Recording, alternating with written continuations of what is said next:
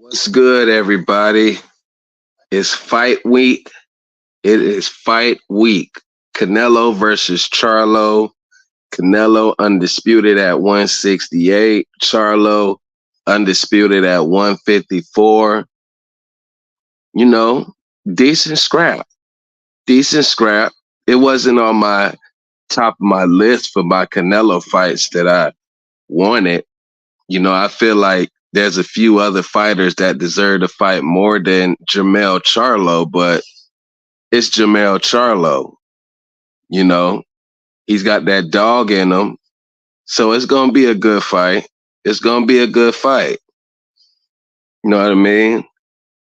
Now, if the undercard was trash, I have no chance of buying it. But I kind of like this undercard. I like this undercard. You got Ugas and Barrios, seemingly two same level fighters that fight with fan friendly styles as the co-main event.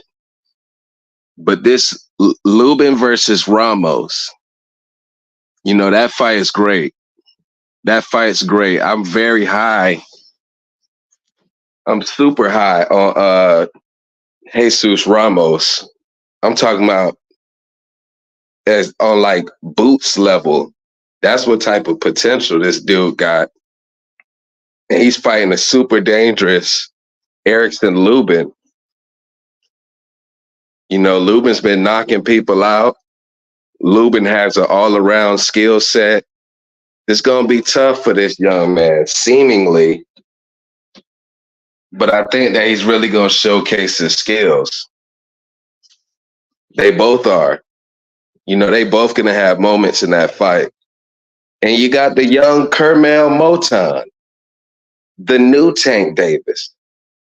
Tank Davis just recently left Floyd Mayweather, and now Floyd Mayweather got him another blue chipper. This Kermel Moton, he's had more success in the amateurs than Tank. So that's a plus there. I think he won a silver medal. I think he lost to another American, Shakur Stevenson's little cousin or somebody. But he's got big fight experience. Once you're a medalist, a gold medalist, silver medalist, hell, even bronze medalist, you coming into the pros with some big fight experience. And Kermel Moton, his first ever pro fight will be on a pay-per-view. So he's somebody. The potential level is through the roof.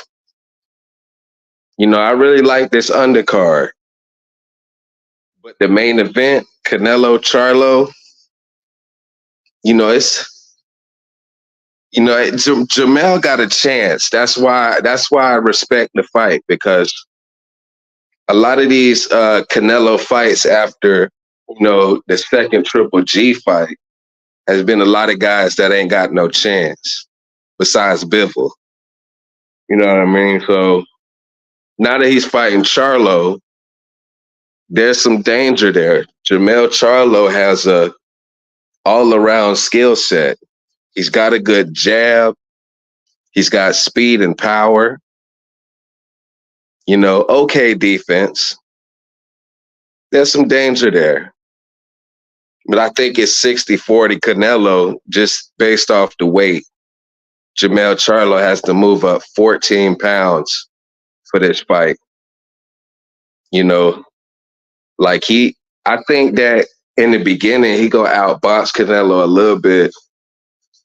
But man, that movement is gonna tire him out with them extra 14 pounds. This is his first ever fight in that division too, and he's fighting the undisputed champion. That's a tall task. And the judging in Canelo fights are really iffy. Really iffy. So Jermell Charlo got some things to overcome. That's why I have him as the underdog in the fight. You know what I mean? As far as the build-up, Jamel's been a little too respectful. He really could have said some things to Canelo. Seeing how long it took for him or his brother to get this fight. It was original that Jamal Charlo was supposed to fight Canelo, but he passed the fight off to Jermell because he's been really inactive, and it just don't seem like Jamal would have much of a chance. I think Jermell does have a better chance.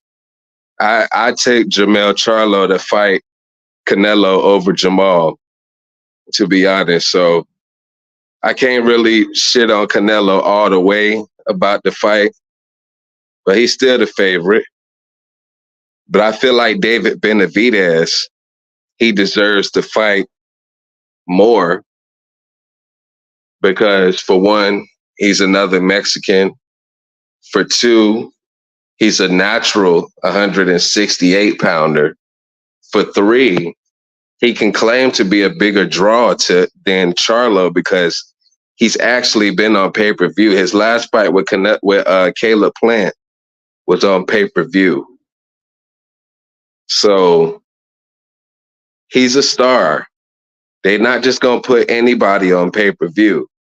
He brings the money. He brings the challenge. And, I just feel like he deserved to fight more than Jermell Charlo. But I respect Jermell Charlo. He's dangerous. So he has a chance to win this fight. So I'm just not going to complain too much about it. But yeah, I'm looking forward to this weekend. I think the undercard is going to make me buy the fight. I respect this undercard. I think the world is going to know who Jesus Ramos is after this fight.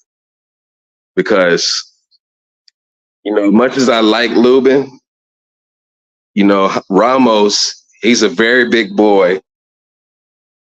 And he's got pretty much all the skills that Lubin has as well. I think he got better footwork angles. He's like a Lomachenko type. Throw a lot of punches, got power, speed. I think Lubin is a little overmatched in this one. But anybody with a skill set like Lubin, they could be anybody any given day. It's just Lubin, he's known for his bad chin. Even in fights that he's won, he's gotten hurt. You know what I mean? So I kind of heavily favor Ramos. I would be surprised if Lubin won, but not too surprised because I know what he can do. So yeah, though, I really feel like that fight should be the co-main event over Ugas Barrios because there's more talent in that fight. But Ugas Barrios, they fought in their own pay-per-views against Tank, against Earl, Manny Pacquiao. So I get it. They may be a little more known. So they're the co-main event. But I'm rooting for Charlo in the main event. I'm rooting for Charlo. I hope he gets it done. I don't want to see him go out like Khan. It's a chance he might get knocked out by Canelo because of the weight, but I don't think he's going out like Khan. I don't think it's going to be a one-punch knockout if he does get knocked out. But, great fight, man. Y'all should pay attention to these dudes in this card. Especially this Lubin Ramos. If Ramos really looks good, it ain't no telling what fights he can get next. You feel me? So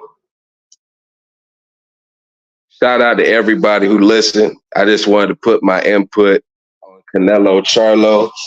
I'm going to come out with more videos during the week about these guys. We got a little treat. And I'm talking about this card. So we're going to see what happens September 30th.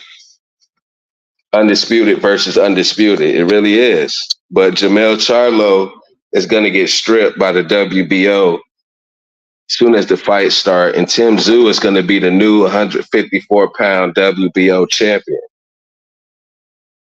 So I'm gonna holler at y'all with some more content on this situation.